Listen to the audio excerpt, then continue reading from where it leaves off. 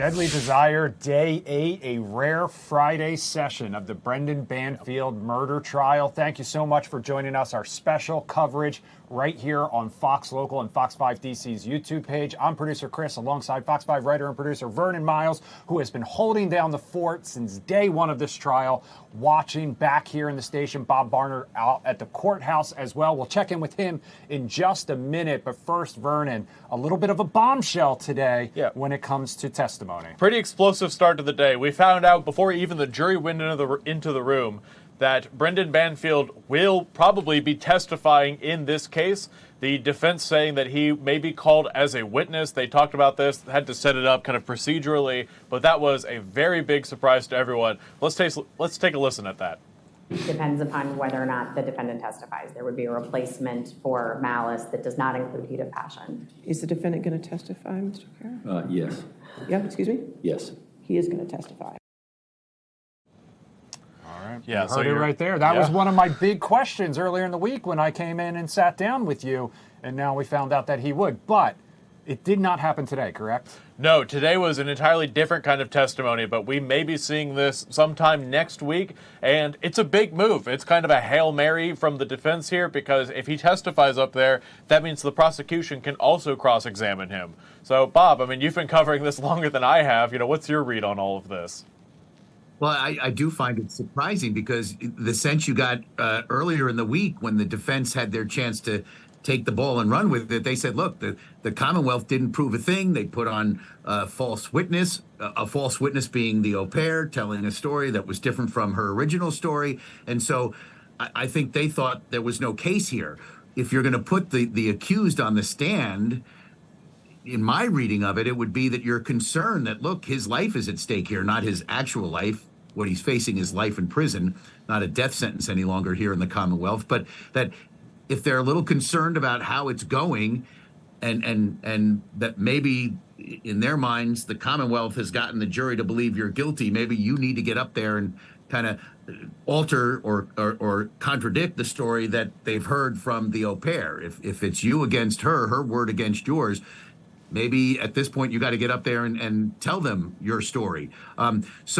Yeah, a bit of a surprise. We didn't know how it was going to go. You could hear a little bit of gasp in the courtroom, and you heard John Carroll say he will testify. Now, again, we thought perhaps it could be today, but it's going to be next week, but we don't know when next week because it's not a holiday Monday, so you would think court would be in session, but with the snowstorm coming, the judge said, look, as long as the county government, Fairfax County government is closed, we're going to be closed. So we don't know when court will resume. I guess it depends on how much snow we get and when they can clear things up.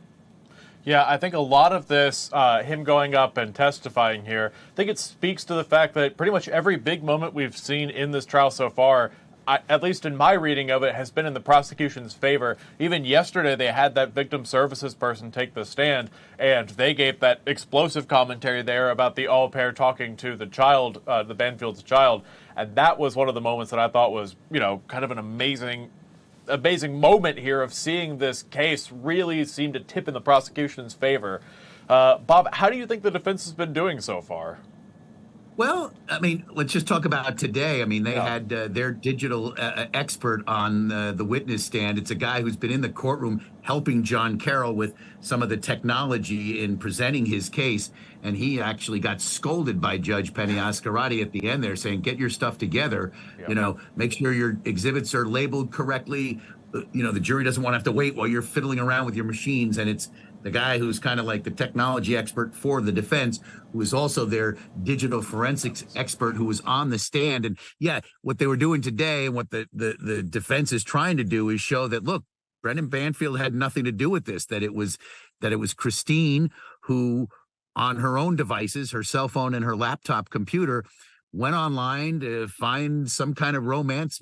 Maybe they're going to say, look, she knew that I was in love with the au pair and that our marriage was over and she wanted to kind of live her life. So that's why she did this. We don't know what he's going to say, Brendan Banfield, but it looks like the defense is trying to say with their experts and some of the digital fingerprinting here that it was Christine at home on her phone and on her computer, that kind of went out looking on the FetLife website, trying to find someone who she could bring to the house here and, you know, have some fun. And even they played today in court some of the messaging on Telegram, the Telegram app, between Christine's devices and Joseph Ryan. And so you would think the jury would be like, oh boy, look, they're trying to say she was home. Juliana and Brendan were at a gym at the time. And so look at what Christine was doing. And in fact, the one of the replies from Joseph Ryan was, you know, you have a sexy voice, and it was got a little more graphic than that. But the jury earlier in the trial last week heard from the au pair herself that when she talked to Joe Ryan for the first time, he was surprised that she had an accent because she's from Brazil and speaks Portuguese, so has this Portuguese accent. And that wasn't in the text messaging, like, ooh, you have a sexy voice and I love your accent, which would be a complete giveaway. But if the jury's, remembering, they'll be like, oh yeah, he responded to hearing her voice, but maybe it wasn't Christine's voice that he was responding to, that it was Juliana's. So I think the defense is trying to show that the evidence shows that the plot to bring Joseph Ryan into the house, from their point of view, was done by Christine on her devices.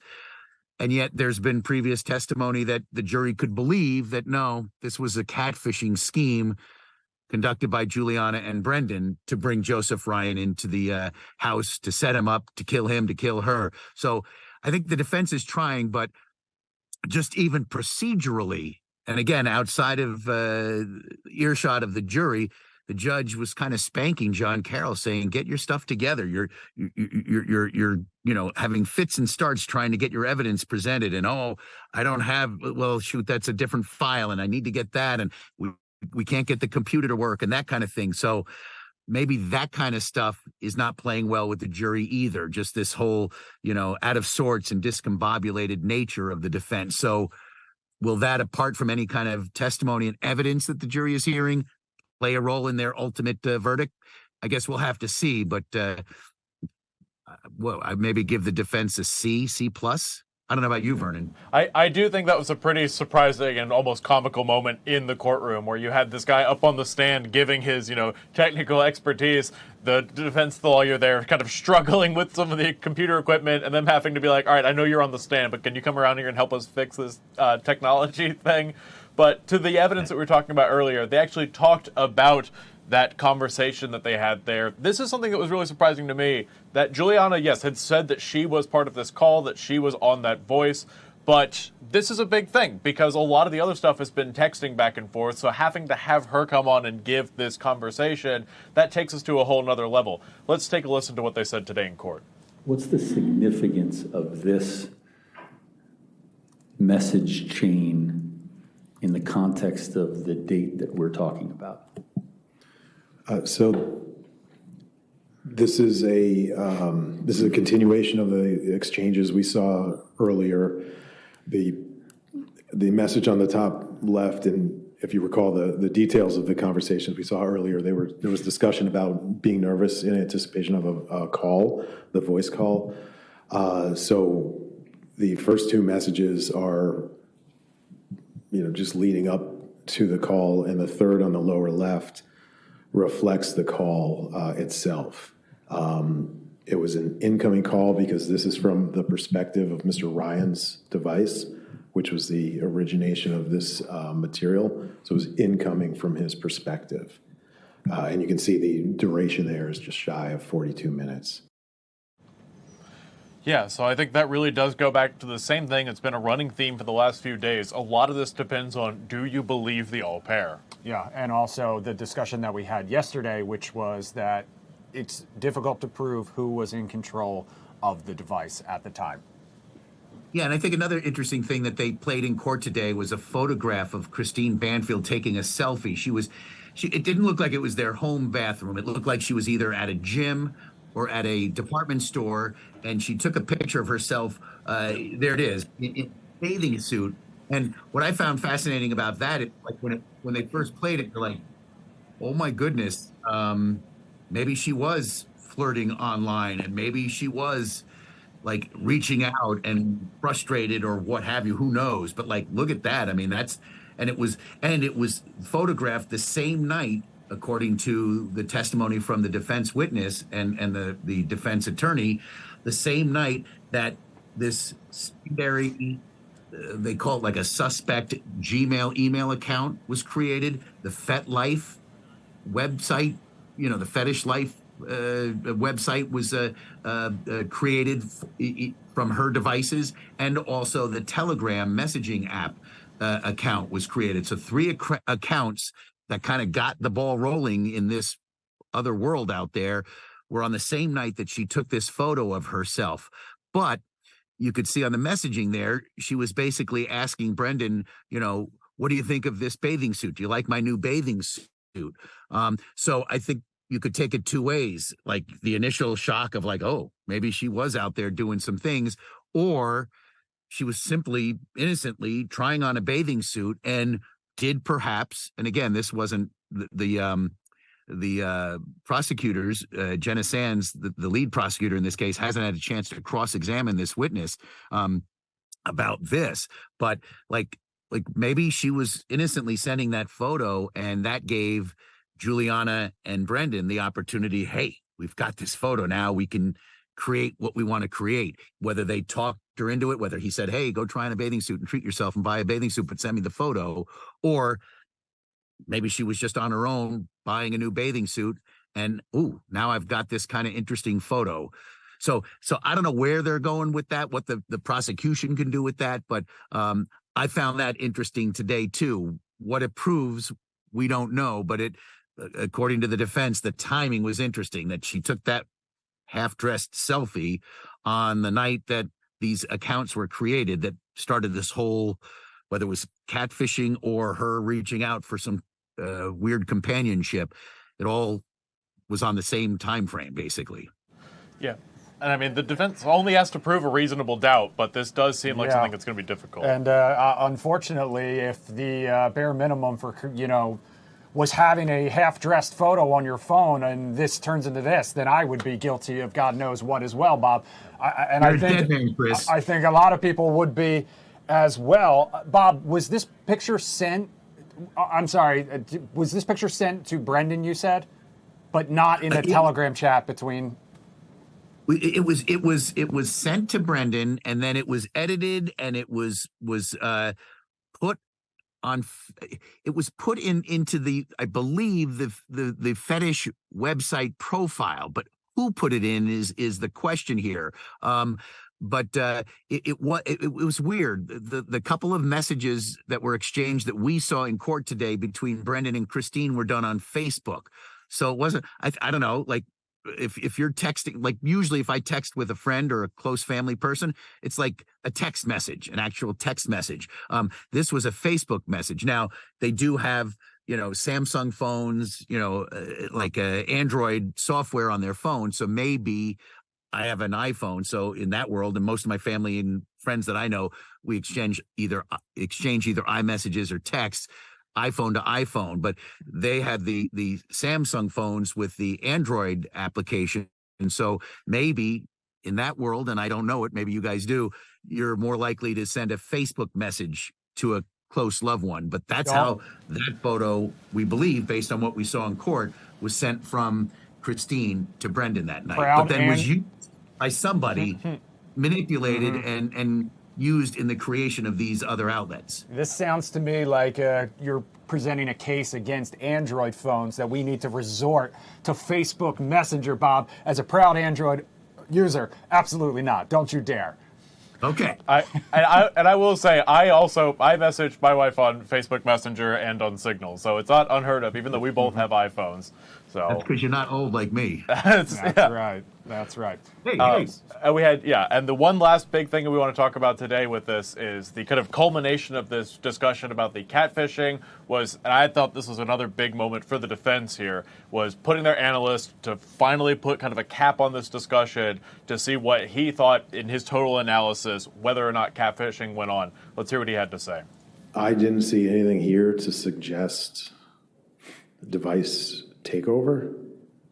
I didn't see anything here to suggest misattribution. Yeah, and I think that's going to be a big thing that the jury's going to have to talk about here, because we heard that both from some of the police analytics in the other direction, saying you can never really say for sure who's behind what device. And I think here the defense is using a similar tactic to say, well, we can't say that it was taken over because there's no real evidence of that. What do you think about that, Bob? Yeah, I mean, I think that gets to it. Like, unless you saw who was manipulating these devices, the phone, the laptop, computer, you just really cannot tell. You can try to say, hey, the alleged schemers, the alleged murderers were not in the house, and the laptop of Christine's was home when these things were being done. A couple of different days, the day in January of 2023 when those accounts were created, and then they also leaned into like mid-Feb, just a few days before the murders, the night that the Christine device and Joseph Ryan first kind of connected audibly, like there was a call. And again, we talked about earlier, was that Juliana with the accent or was it Christine? But I think, it's tough. I mean, I think the defense is hoping that their digital forensic expert is going to be able to convince the jury that, like, either Juliana or Brendan or both were not home when some of these things were being done on Christine's devices. Whether you actually laid eyes on her working them, it's just tough. I think it's going to be who you believe, and it may rest on how convincing Brendan Banfield is when he takes the stand next week. I do think there's also a broader discussion to be had, maybe in the aftermath of all of this, about some of the questions about safety and privacy when it comes to online discussions like that. I'm a little surprised FetLife doesn't have something like a not only two-factor authentication, but something where you have to check with your face and an ID. I've seen other sites online do stuff similar, and it's kind of surprising that they don't have more measures protecting them against the catfishing and stuff like that. We're talking about the two-factor authentication. I don't know if that was for Telegram and FetLife, but definitely Telegram. Yeah, it's tough. I mean, it could give some wicked mind a thought, hey, that's not a bad way to try to carry out a murder, but it's kind of, at least right this moment, because he's accused, he's not been convicted, but he's in jail every night. It didn't work out so well in this case, if that's what it was. All right, well, we will keep an eye on this. Obviously, when testimony resumes next week, we will be watching and waiting to see when Brendan Banfield takes the stand and what he has to say. Vernon will be monitoring it for us back here at the station. Bob will be back in the courthouse. Bob will be out in the snow first, then he'll be back at the courthouse. Yes. Of course, you can stay up to date with our coverage on Fox Local, on Fox 5 DC's YouTube page, and of course, streaming live on Fox 5 DC's TikTok account. Thank you for joining us for another week of Deadly Desire coverage. For Vernon, I'm producer Chris. For Bob Barnard, have a great weekend.